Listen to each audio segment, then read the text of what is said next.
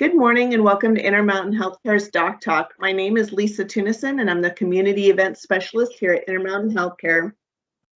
Today we get to meet Ida Will and we're going to have our second class in the Diabetes Health Series. But before we dive in, I'm going to tell you a little bit about our My Generation Clinic. And I'm going to go.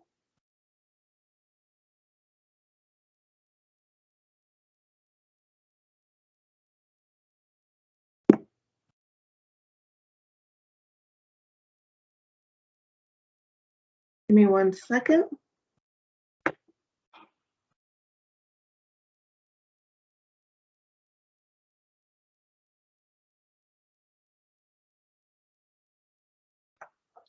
Intermountain Healthcare is ranked in the top 5 of U.S. health systems for quality, cost, and innovation.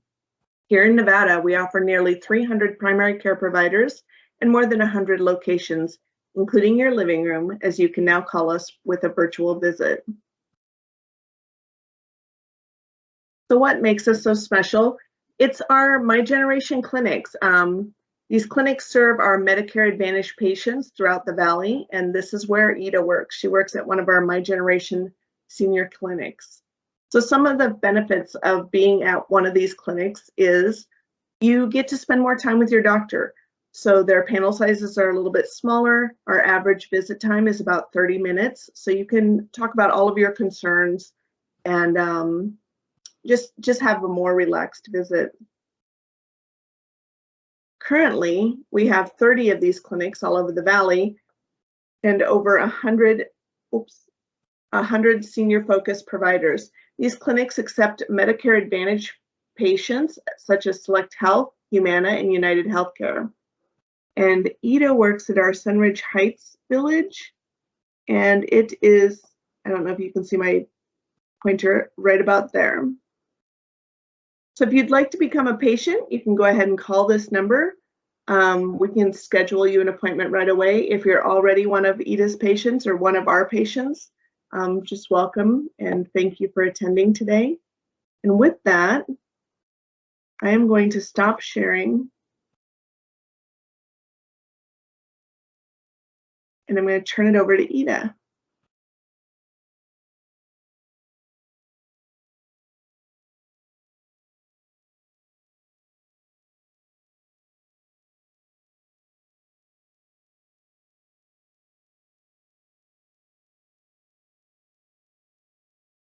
Can you see my screen? Yes, we can. Okay. All right. So welcome back, everyone. This is the Diabetes Prevention Health Series. This is our second class. I'm Ida Will. I'm a nurse practitioner at Sunridge Heights, at My Gen Clinic, and this series is to help people lose weight and hopefully prevent or delay diabetes. Again, our program structure is we will meet for 6 virtual sessions. It's every other Monday from 9 to 10 a.m. We did do September 13. The recording is available, so if you have friends or if you have missed the first session, we can email that to you. And then, of course, the consequent classes will also be recorded. So if you have something going on a Monday and can't make it, we can always email it so you are still part of the class. Again, we will ask you to take a quick survey after each session. We will ask for you to enter your weight, if you do fasting glucose, and activity log for the gathering of data. Let's see. Okay, so today we are going over on how to eat well to prevent type 2 diabetes. Eating well can help prevent or delay type 2 diabetes. The topics will be how to eat well, how to build a healthy meal, and items in each food group. How to eat well. So 1 pound of weight loss is 3,500 calories. First of all, you'll want to choose items that are low in calories. Calories are, again, a measure of energy. You can get them from things you eat and drink. Your body burns calories the way a car burns gas. So if you want to lose 1 pound per week, you'll need to cut about 3,500 calories each week. At the same time, you want to choose items that are low in fat. Why do we choose items that are low in fat? Fat is high in calories, plus fats that are solid at room temperature can harm your heart. You'll also want to choose items that are low in sugar.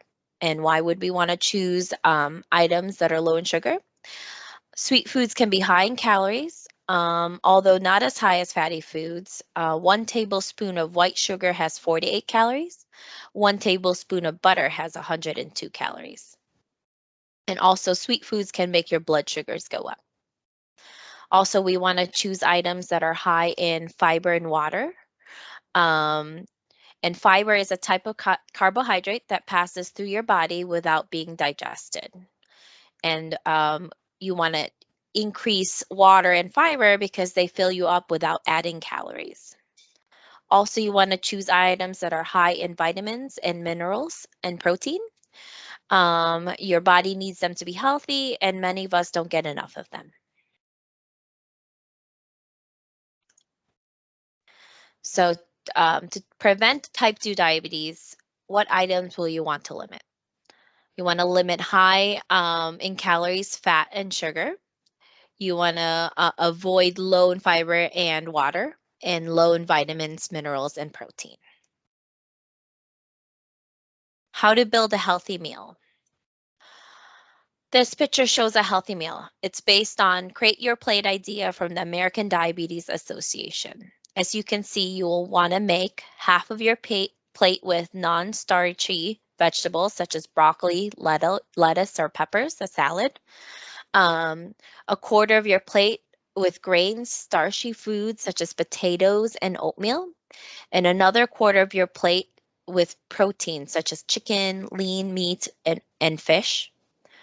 You can also have a small amount of dairy, like a cup of skim milk, a small amount of fruit, for example, a small apple, half a banana, or half of cup of berries. And you also want to drink low or no calories drinks, including water, sparkling water, or coffee and tea without sugar. So this is something you want to kind of look at when you're having your meal. You want to see, just a quarter of, let's say, rice or potatoes, a quarter of meat, and then half of your plate should be a salad or some type of vegetable. This is just another way of looking at the plate. So half of it is non-starchy vegetables, and then a quarter is protein and a quarter of carbohydrates. So with food groups, non-starchy veggies include asparagus, broccoli, cabbage, carrots, celery, cucumbers, leafy greens, mushrooms, onions, peppers, tomatoes, Brussels sprouts, and spinach. Of course, there's a ton of other ones, but those are the major ones that we normally eat. And these should take up half of your Make Your Plate picture, which is the largest sections. And non-starchy vegetables are low in calories, fat, and sugar. They're high in fiber, and some are full of water. Frozen vegetables are just as good for you as fresh veggies, but try to limit canned veggies, which are lower in vitamins and minerals. Just the canning does decrease their vitamins and minerals. And then we will go into the grains and starchy foods. These are examples of grains and starchy foods. Of course, we want you to choose whole grains if possible. And these take up a quarter of your Make Your Plate picture. And they can vary in calories, fat, sugar, and fiber, but most of them are going to be low in water. But they are high in vitamins, minerals, and fiber. Again, whole grains will be better. So if we're thinking, whole grain bread versus white bread, brown rice versus white rice. But healthy grains and starchy foods also include beans and oatmeal, Potatoes and yams are also other examples. And then we're going to move on to protein and dairy. And they take up 1/4 of your plate. Try to choose meat that is low in fat. You'll also want to limit how many egg yolks you have because they contain the most fat. So you could do egg whites as a better choice. Protein foods are high in protein, but they can also vary in calories. They are low in sugar, but they're also low in fiber and water. Proteins include chicken without skin, lean meat, such as pork loin, and fish. Dairy foods, you can also have a small amount of dairy with your meal. You want to try to choose dairy foods that are low in sugar and fat. Also, dairy varies in calories and water. They can give you vitamins, minerals, and proteins. They are low in fiber. Healthy dairy foods include 1 cup of skim milk or 6 ounces of plain non-fat yogurt. Let's move on to fruit. You can have a small amount of fruit with your meal. Frozen fruit is just as good as fresh fruit, but try to limit sweetened canned fruit, dried fruit, and juice. They're high in sugar. Plus, juice has very little fiber, so it doesn't fill you up the way a whole fruit does. Fruit is fairly low in calories. It gives you vitamins, minerals. It's also full of fiber and water, but it's higher in sugar than veggies. Healthy choices of fruit include apple, again, half a banana and half a cup of berries. I think berries, as far as fruit goes, have the lowest sugar. So, a cup of blueberries or raspberries or strawberries are going to be a little lower in sugar content. Of course, a lot of people drink their calories.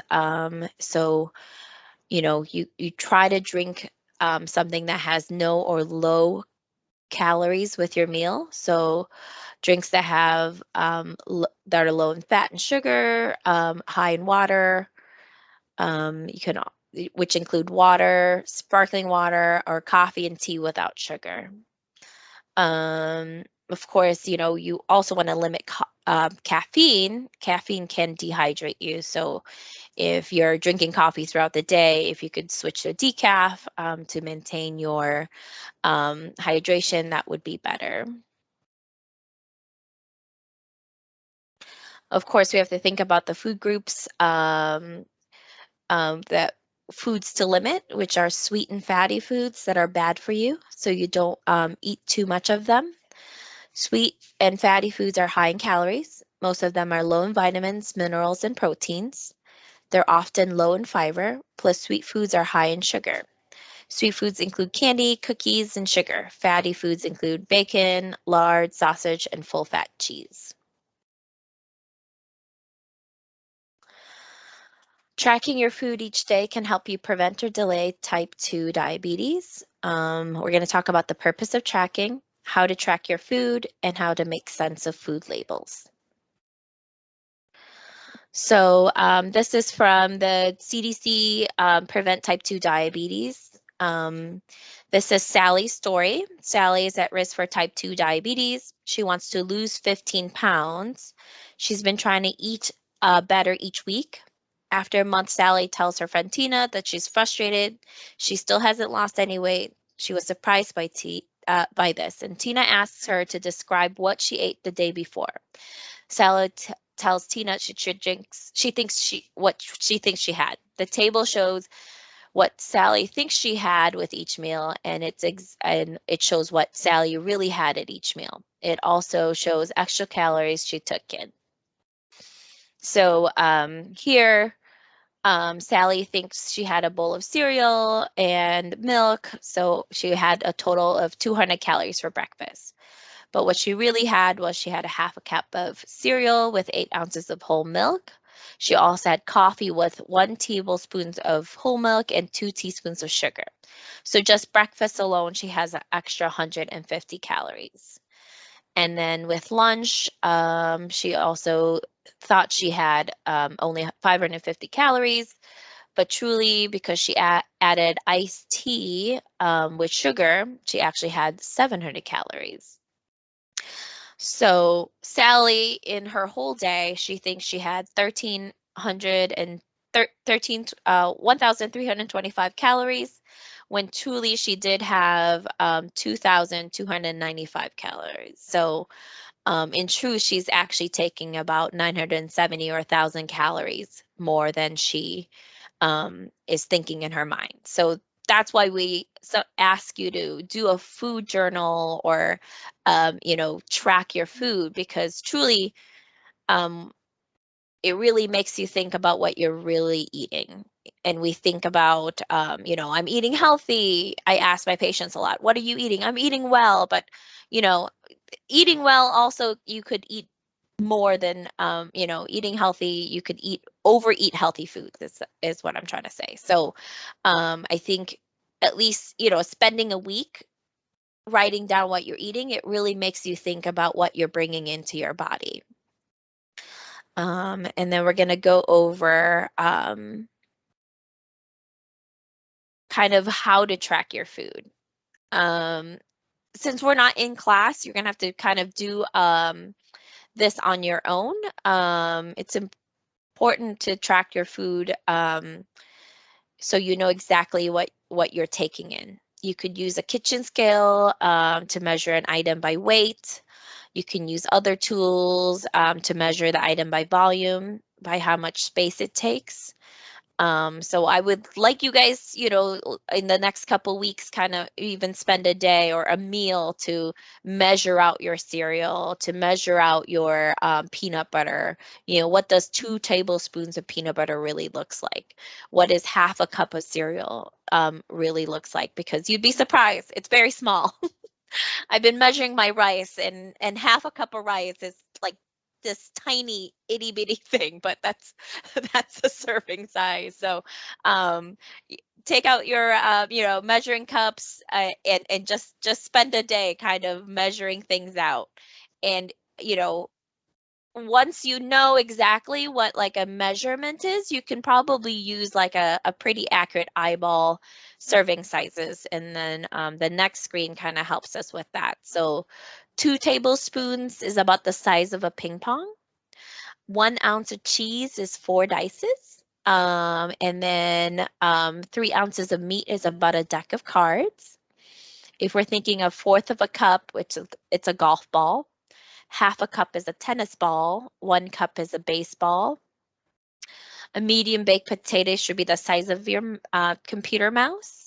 A medium apple is a tennis ball, and then a waffle is a CD. I don't know if anybody still uses CDs, but I know what those are. So, and then if you also can use your hands, so about 3 ounces is your palm, and then 1 tablespoon is your thumb.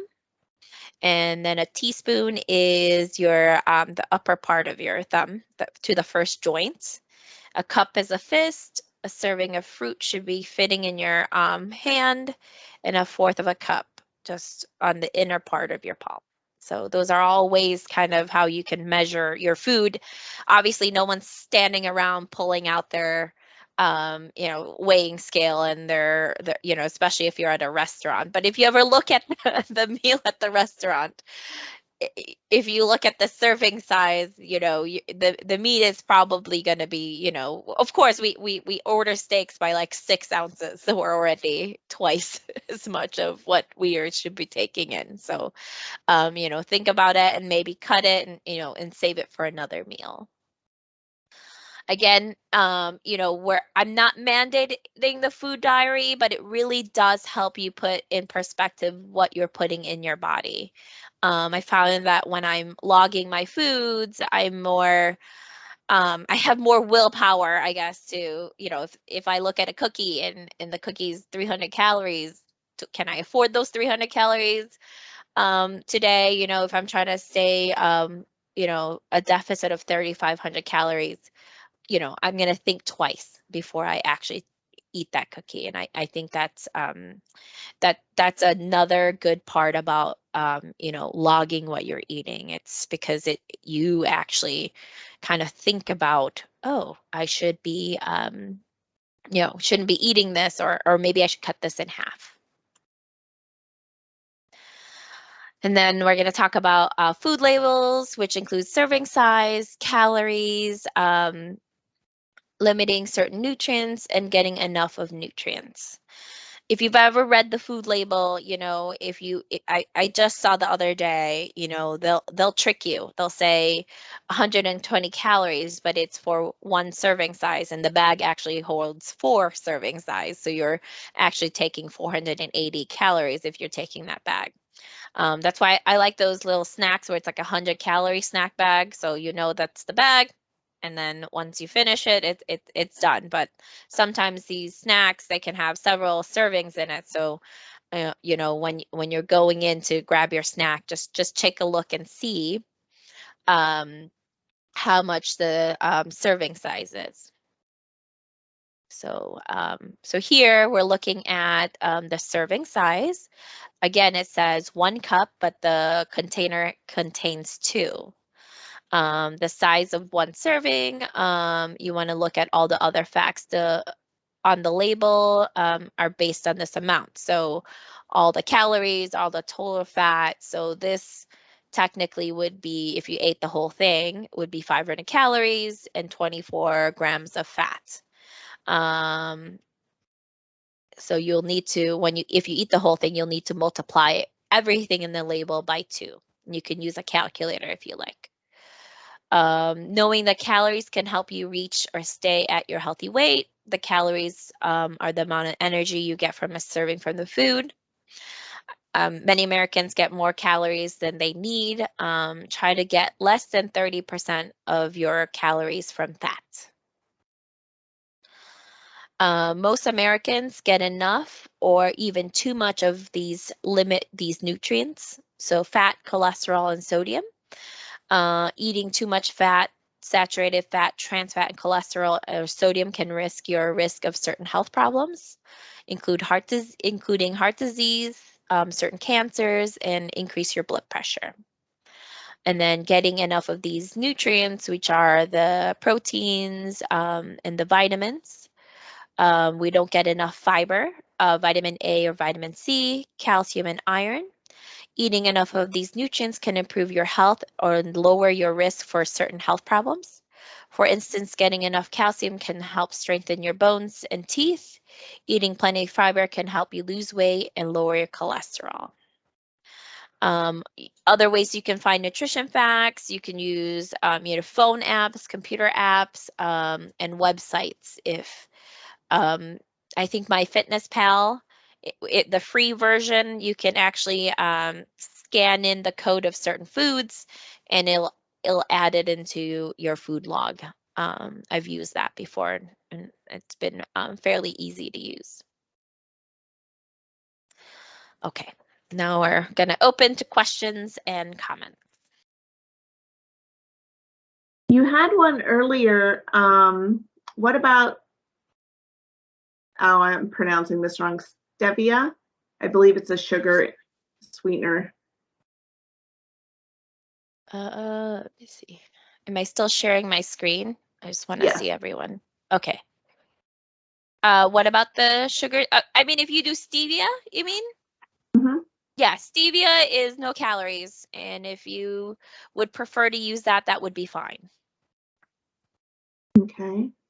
And then another comment was, I think the majority of us know what to eat and what not to eat on a daily basis.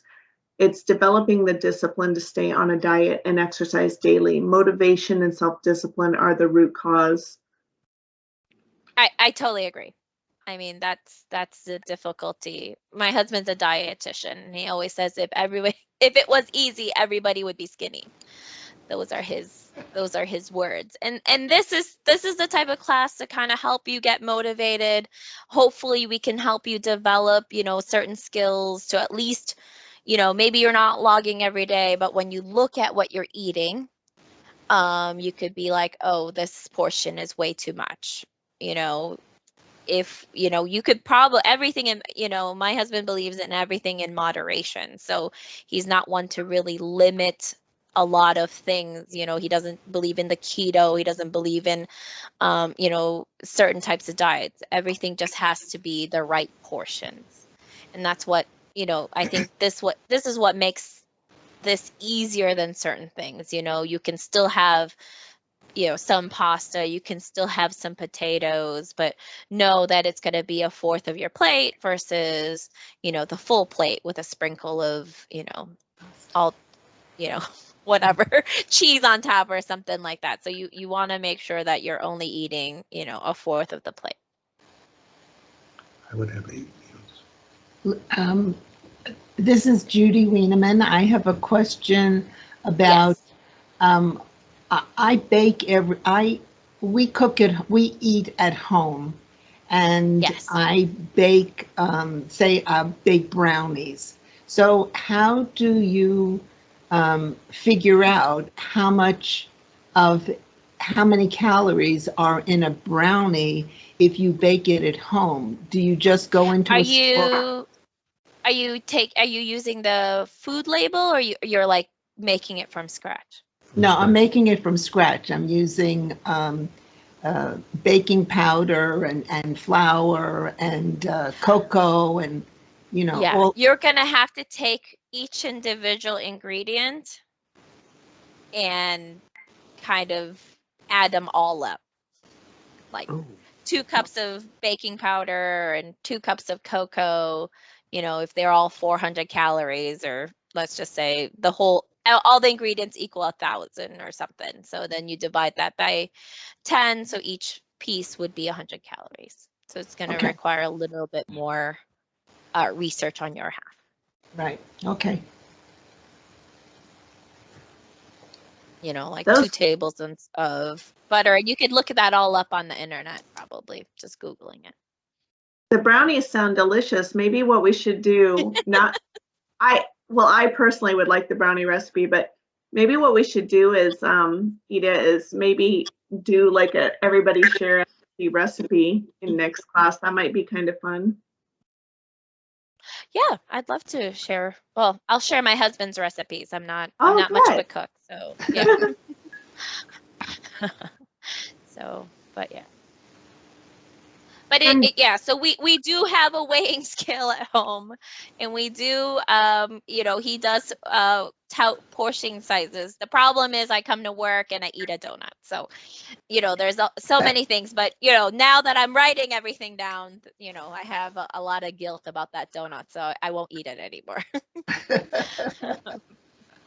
But yeah, so just actually just realizing how much you take in, even spending one day, you'll realize that, you know, I ate 5,000 calories today. You know, how could you lose weight if you're eating, you know, in excess? So it is down to trying, you know, looking at what you normally eat maybe, and then finding ways to reduce it so you're deficiting like 3,500 calories to lose that pound a week. Perfect. And we also had some questions on the pedometer earlier in class. Okay. Okay. What are the questions, I guess? When I might you have to go look get. when you look at the food label and it Yes. says total calories, so I mean total cholesterol. No, Yes. no, it's not total. Let me go back to the. Total carbohydrates. I'm sorry, total carbohydrates. So, can you go like how many carbohydrates should you have or could you have in a meal? Now, you know, it has to be a range, of course. So what would the range be for total carbohydrates for a meal? And of course, it would be different for breakfast, lunch, and dinner. So it just depends on your the amount of calories you're going to take in for the day, right? So it's more of a percentage. So like carbohydrates should make up like 45 to 60% of your total daily calories. So if you want to break it down by meals and you want to, and you want to range your calories to about, 45 to 60% of that meal. So let's say you're having 500 calories for your meal. So what's 45% of 500? No. So about 225 calories would be of carbohydrates, or at least, like half. So 250 of your meal would be carbohydrates.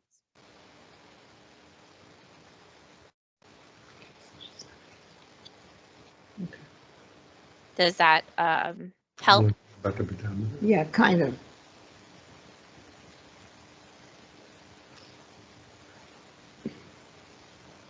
And Judy, you're the one that's trying to gain weight? Yes.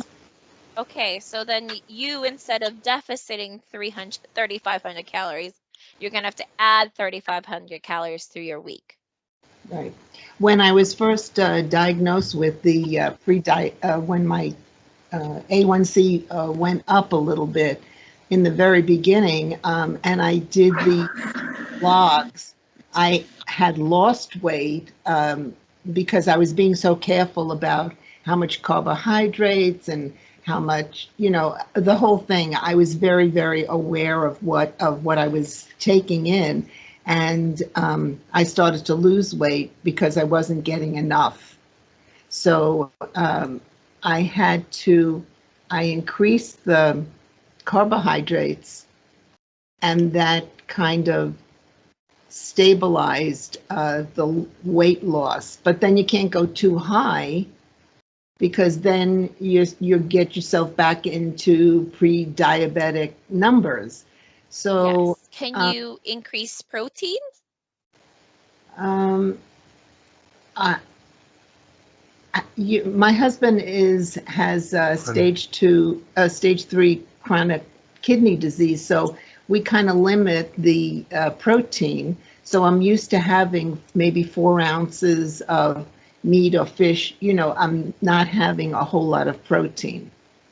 How about adding like an Ensure Max after a meal? Just you. Well, Ensure has all those. The Max actually doesn't have that many carbohydrates in it. Well, doesn't it have artificial sugars and soybean oil and things that you shouldn't have? I'll have to look at the label. Let me take a look. Because we're careful. How about getting protein powder? That I never had. Because then it would just be whey protein without adding any of the. I'm not really familiar with the nitty-gritty of Ensure. I'd have to look at it, and I could come back next class with that information. But ideally, the Ensure Max protein has 30 grams of protein and only 1 gram of sugar. Okay, I'll have to see. I'll have to look at the label as well. Yeah, also. Yes, okay. But adding, let's say, healthy weight would be adding, some lean proteins to your meal. And you could do maybe even dairy, like a low-fat cottage cheese. After eating, that would help calories without adding the sugar for you. Okay.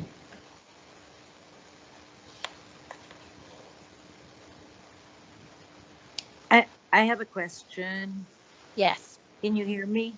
I can. When you say limiting the calories to 3,500, are you saying you can only have 3,500 calories per day to lose a pound a week? Am I understanding? No. So, whatever your baseline calorie intake is, let's say you're taking 2,000 calories every day. Okay. So, let me sorry, I'm not very good with mental math. So that would be you're taking 1,400 calories every week for 7 days. And you Okay. would want to decrease that by 3,500. So your total calories should be 10,500 calories for the week. And then you Perfect. divide that by 7. So you would be 1,500 calories Per day. every day versus 2,000 calories. Okay. Okay. Yes. Thank you. Mhm. Yes, you're welcome. So, and everybody's gonna start a little bit different. Maybe people who have been eating 3,000 to 4,000 calories every day. I don't expect someone to go down to, 1,500 calories a day. You just want to see where you can decrease it slowly throughout the program, and I think that helps people try to maintain this type of lifestyle. Sometimes people get completely into something and they realize, you can't maintain it. That's why all those crash diets, ketos, and all that stuff, it's really hard to maintain, I think. So it's difficult. So you want to just see what your lifestyle is and where can you slowly to decrease the calorie deficit we're asking for weight loss.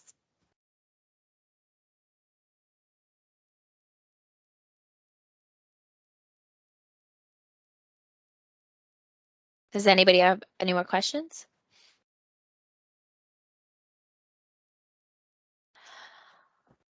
I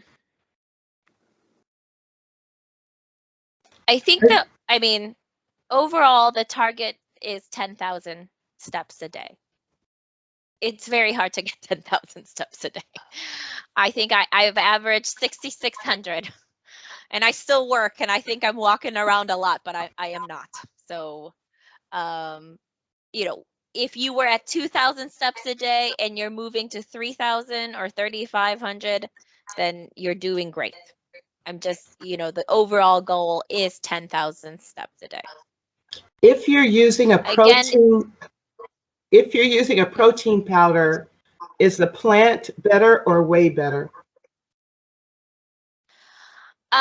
So for me, it depends on your body. I personally cannot handle the pea protein.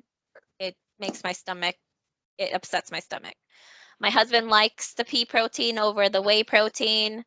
My brother thinks whey protein causes him acne. So it really depends on your body. I have no personal preference as far as whey versus vegetable based. I think it just, if you can't handle dairy, you can't handle dairy. So it might be better to the pea.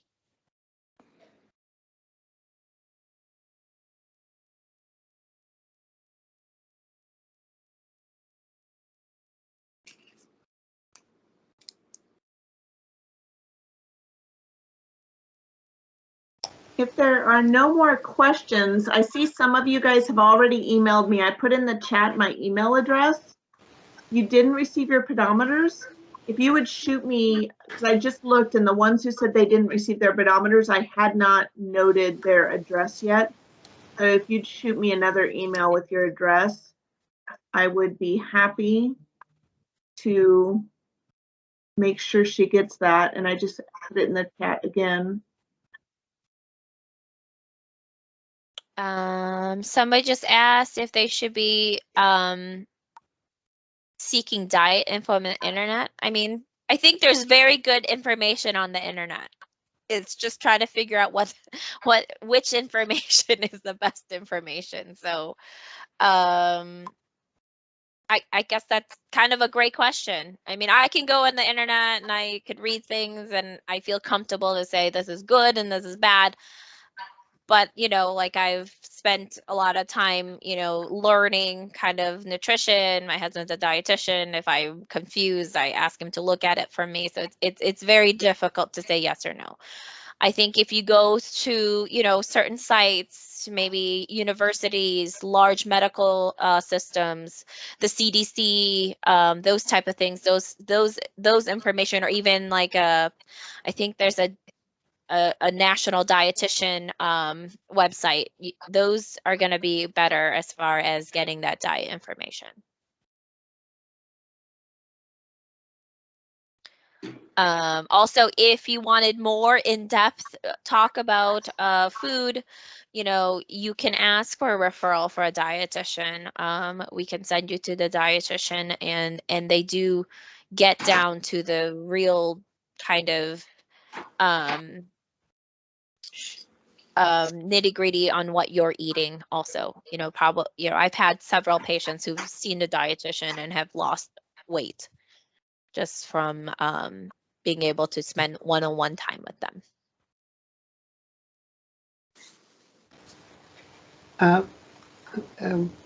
Ida, this is Judy again. How important is it to have a glucose monitor? Because that's part of. I personally am. I think it's good to have one at home, just because if you don't feel well, it might be good to go ahead and do a testing if you're a pre-diabetic, especially as you progress into pre-diabetes. Your body tends to put out more insulin than most people. And when you're doing a little bit of like the deficit, you're going to feel kind of more low than some people, because your body just wants to give out more insulin and you're still responding to it, but you can you know, just have one on hand. I'm not in the practice of telling my pre-diabetics or my very well-controlled diabetics to check their glucose every day. I think it's painful. It's also it's hard to maintain if you don't need to do it. But I think having a glucometer at home for certain times for someone in this class is good to have. And you can get a glucometer from your primary care provider.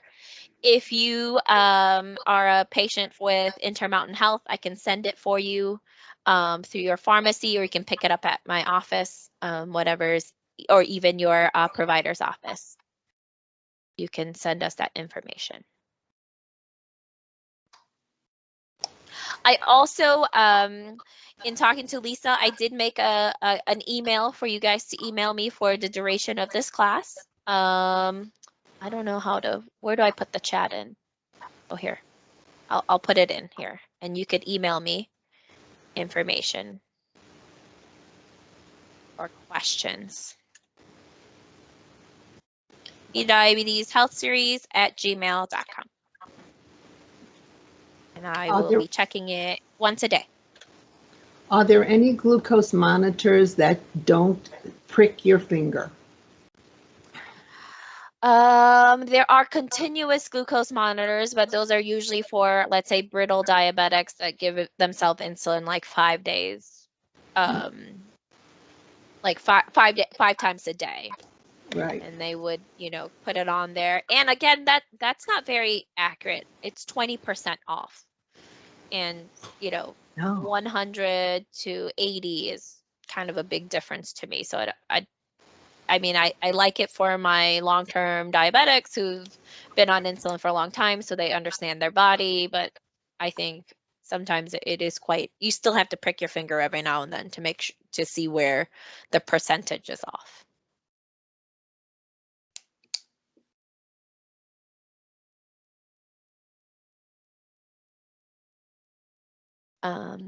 Lisa, how are we gathering their information? Is there a survey we will send them for their weights? You're muted. Sorry about that. So why don't we offline, you tell me what information we need and I can create a new form and I'll send it out to everybody this week. What else? Because you probably want to know, like, how are they doing on their steps, that kind of stuff too. Mm-hmm. Okay, so we'll discuss that and then I'll send you an email. I also put my email in the chat. If you have already sent your address, I see Jane put hers here. I'll be going through all those and make sure that I have everybody's information, and then we should be good to go.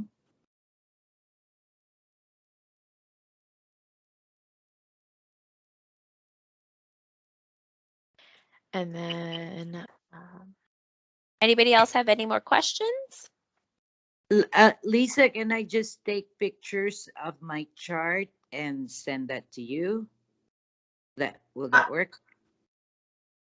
Sure. I mean, if I could record that, I'm happy to do it. Yeah, if you want to send pictures, you can send them over to my email. The email? Yeah. Okay. Yeah, and then I can do that. Otherwise, I'll just create a form, or we'll just email and say you can email me your information. Either way. Okay. Okay. Thank you. You're not technically turning in your list of activity or diet. I will ask for information from that list. Or like Lisa, you could email the picture, I guess, if it's easier for us to, then I can gather the information from there. Perfect.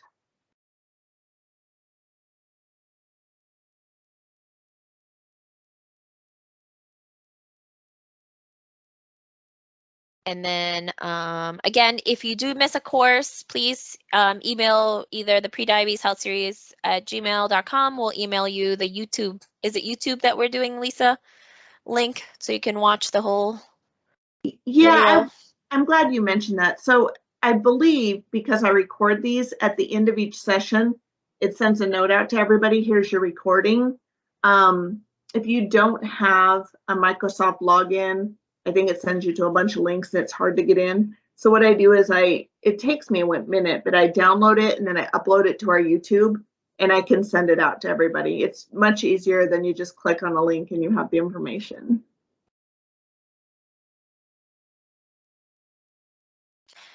And if anybody wants a copy of the slides, I can also send that too. People want that. Perfect. Okay.